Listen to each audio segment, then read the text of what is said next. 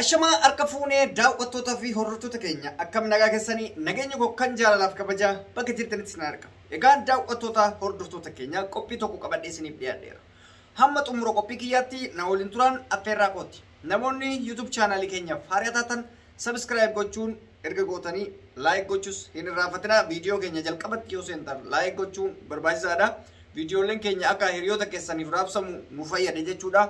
Qophiin har'a qabadhee dhiyaadhe qophii lamarraa waa'ee dubbii dhimma finfinnee irratti guyyoota tokkoof lama kanarratti haala hamaa dhagayaa jirra. Isa malallee mee artist Haacaaluu Hundeessaa har'a guyyaa meeqaffaa jira, maal keessa jira, dhiigni isaa maalirra ga'e kan jedhu gadi fageenyaan dubbachuu barbaanna. Keessumaayyuu waa'ee Haacaaluu san likkii walitti himuun barbaachisaadha. Anaaf atis hundi keenyayyuu jechuudha. Kanaaf nu hordofaa jennaa. Egaan akkuma beekamutti artist Haacaaluu Hundeessaan erga dhabamee waggaa jechuudhaaf guyyaa 20 kan hin geenye tofe. Artist Haacaaluun waggaa ga'uudhaaf kan hanganni isaafe namoota meeqatu waa'ee isaa irraanfatte, namoota meeqatu waa'ee isaa irratti hojjeta. Akkasuma mootummaan hoo maalirra jira, hawaasni biraa maalirra jira. Biyyeedha, biyyeen tun argitee gaafa nama nyaatte nuti asii waggaa malakkaannaa inni osoo hin beekin waggaan isaa deebi'ee nuti dhufe jechuudha. Osoo waggaan kun hin beekamne, waggaa jechuun fiidetuma namatti deebiti. Argite? Inni kan du'ee jiru badee jira, inni hafee jiru garuu inni hafee jiru isa du'e san caalaa du'aadha jechuudha akka na biratti. Sababni isaa kaayyoo inni irratti wareegameef san, waan inni irratti wareegameef san kaleessa odoo iji keessan argitu kaleessa Haacaaluun dhimmi guddaan inni irratti wareegameef jara keenya maaliif? Dhimmi guddaan waa'ee Finfinneetiif Finfinnee qofa.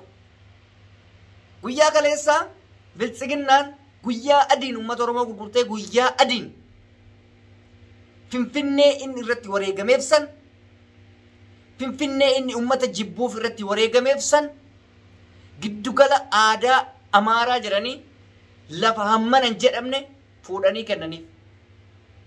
Wanni inni irratti wareegameef Haacaaluu wanti ani waa'ee isaa dubbachuu barbaaddeef waggaa tokko doo inni hin geenne dachii inni irratti falmaa ture san dabarsanii uummata biraatiif kennanii jechuudha. Saba biraatiif kennan.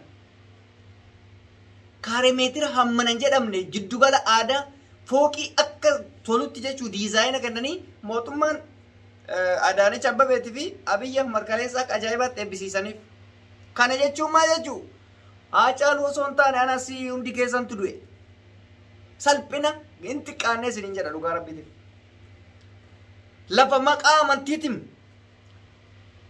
amantiitiin daangaa Finfinnee hunda dhiibanii hooggantoota amantii jedhanii yookaan immoo warra amantii kana ofirratti oofu jedhanii lafa Finfinnee saba hin beekamneef hiraa jiran. Uummanni keenya rafaatuma jira. Dachee qotee bulaa keenya kaleessa irraa ari'an orma qubasiisan. Xiqqoo gizee taakkalaa uumaa san wayya. Isiin amma dhuftetu namittiin inumaayyuu taddachii nyaatte. Taakkalaa wayya haga tokko. Taakkalaan asiin jarallee fayyadaa. Nanga tokko nu qubachiisaa ture. Oromoo baay'ee qubachiise Finfinnee keessa. Kana arguun maal nama yaadachiisa? Goonni kun bilaashatti wareegamee jechuudha. Jireenya ofii ooffachuu kan danda'u sababa lafa Finfinneetiif, sababa Finfinneetiif, waa'ee Finfinnee waan naasa'eef abbaan fedhellee wareegu sababa sanii wareegama. Waan biraatiif miti Haacaaluun jara kenna. Qabsoo yoo taate duraanuu bara wayyaanettis takkaa lafa taa'ee hin beeku qabsaa'aa ture. Dachiif samii olitti gabaabsaa fi ture bara wayyaanettis. Waa'ee Finfinnee maa dubbattaaf? Waa'ee Finfinnee maa xuyxeef?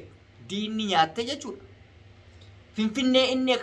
Finfinnee sanirratti siidaan kan dhaabbatuu fi qabu maqaadhaaf kijibanii lafa siidaa jedhaniitiin lafa xiqqoo wayitirratti hawultii dhaabanii maali hawultiin kamaali dhagaa bu'uuraa dhaabanii osoo hin ijaarin hagammaa wanti baay'ee wanti biraa irratti ijaarame jechuudha. Osoo Haaceen kan Amaaraa ta'e, osoo Haaceen kan nama biraa ta'e siidaan Finfinnee keessaa sadarkaa qabu, Afrikaa keessaa sadarkaa qabu akka dhaabatuuf hin beeka. Oromoon siidaa takka hin dhaabneef isa Amboo sanuyyuu warra yuunivarsiitii Ambootu waliigalteedhaan dhaabeef isumaayyuu silaa siidaan isaa Ambootti osoo hin taane handhuura Oromiyaa Finfinnee ta'uu qaba ture. Finfinneetti wareegame, Finfinneef wareegame, Finfinneetu wareege. Kana namni keenya hin beeku. Har'a inni amata takkaaf jechuun guyyaa 20 kan haftu kana namni tokko dagateera waa'ee isaa. Amata tokko waa tokko odoo bu'aa isaan buusa.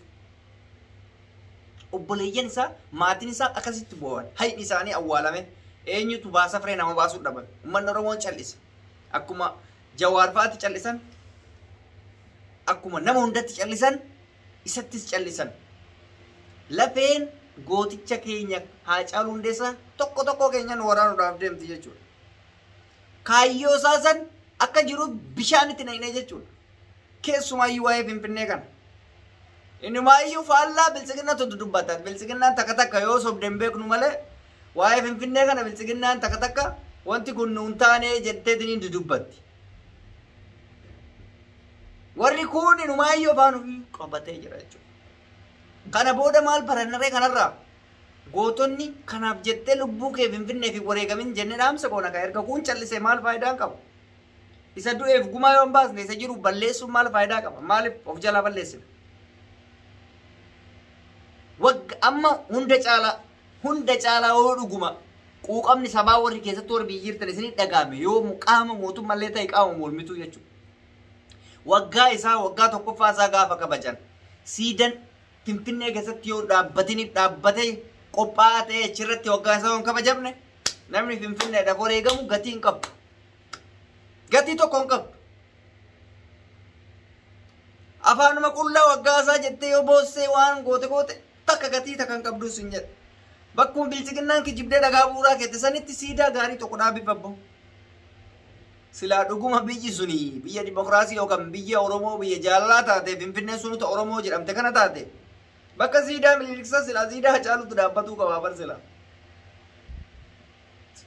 yoo mata'uu baate isa biraa kan isa caalu lafa kaa'uufii qaban ture namni waan san yaades namni waan san gochuuf yaales hin jiru afaanumaaf afaan qofa ta'e emotion qofa taane emotion jechuun miiraan qofa argite miiraan masakamne gizee inni du'e san bichaa wanyee garas koonee kun garas jedhee hiriira cabsi maneedha maali achi booda dagatame jira sanii booda inni wajji nyaachaa turellee harka dhadhaatee gara bilxiginnaatti inni akka nama jaalatullee godhe shiruma adda addaa fudhateetuma Hacaaluu akkasitti maali shashafaaffane maatii fi maatii isaa qofatti hafee jechuun inni rakkoon isaa eegaa maatii wajji cinqamaadhaa barammas mana murtii irra fiigee dararamaa jiru maatiidha sii miti qabsoo aarsaa guddaa kan gochaa jiru ammas maatiidha abbaa obboleessaa jaartii isaatti hin jirtu sana achi haftaniirtan warra gootota mana hidhaa jiran yoo taate achi warri mana hidhaa jiru immoo dirqama waan godhan hin qabanii afaan qabatamanii jiranii qabsoo hadhaa gochaa jiranii seenan isaa yaadataa jechuu jarri gootota warri hidhaa jiruu fi warri wareegame gootota isaa hafetu akkanumatti hafe malee inni hidhamee fi inni ajjeefame waan irratti ajjeefame waan irratti hidhame san qabatee seenan isa yaadata ati garuu waa tokko goota hin jirtu warra ala jirtu warri hayyoota jennee ala jirtan ta'e warri biyya jirtan hundi keessanuu takkam madaalli keessan badaa walitti taru gaafa waa'ee isa gurbaa Hacaaluu kana baasu jechuudha gaafa waa'ee Hacaaluu ka'u ana bira goonni hin jiru warra mana hidhaa jiruu fi warra du'e achitti isa lubbuun jiru hin jira nama jee way abdadhus hin qabu hinus hin jirullee maaliif namarratti hojjetaa jirutu hin jirre gaa inumaayyuu bilxiginnaan du'a Hacaaluu booda olaantummaa isii kabachiifattee olaantummaan bilxiginnaadhaa du'a Hacaaluu booda ta'e maaliif ka barbaadde namoota jajjabaa keessaa mataa qush goote dhoofte isa garaadhaaf immootu dura garaa barbaadee garaan bitamuu barbaade fuutee garaa itti kennite ofirraa callisiifte haala kanatti dhiin isaa afaanuma banee lafatti hafee waggaan nutti dhufee jechuun waa'ee isaa tokko hojiirra oolchi waggaan isa shakkamellee kaan hidhanii kaan baasanii yookaan ol deebisanii aboo fiilmii fakkaata bar wantichi wayne haace bilaashatti lubbuu isaa akka nyaatame haa ta'utti seenan isa yaadata namoota argitee hunda kaasuun immoo kana barbaachise dachee inni irratti wareegameef san fuudhanii har'a Amaaraaf dabarsuu santu garaa na gubee jechuudha giddugala aadaa jechuun bar nutis sila yoo akkas taate bar yoo giddugala aadaa Oromoo Finfinnee keessatti godhan Amaaraa jechuun giddugala aadaa Oromoo jedha Gondariin keessatti nullee nu banaa bakka akkas jechuudha wal qixxummaa taate yoo biyyattii saniif akkas faayidaa taate giddugalli aadaa Oromoo Bahar Dar keessatti nu bana mukaanullee dacheen tuni maqaaf ka Oromiyaatti na fakkaata Finfinneen kun Oromoof Oromiyaaf waa'een aadaa fi waa'een adda addaa bulmaan adda addaa Sabaaf sablamii biraatti faan akka beekutti kan eeyyamamu Finfinneen keessa jiraachuu fi akkuma nama kamiituu keessatti daldalachuu waan akkasii rakkoo miti. Biyyi takka erga taate Itoophiyaan. Garuu aadaa ofii achi keessatti amantii ofii waan adda addaa achi keessatti kan jedhamu kuni hanna biraati zirfaa biraati. Kanumaan jechuu barbaada waa'een haacee dubbatamee dhumuu tokkoffaa waa hedduu aarsaa hedduus nama gaafata.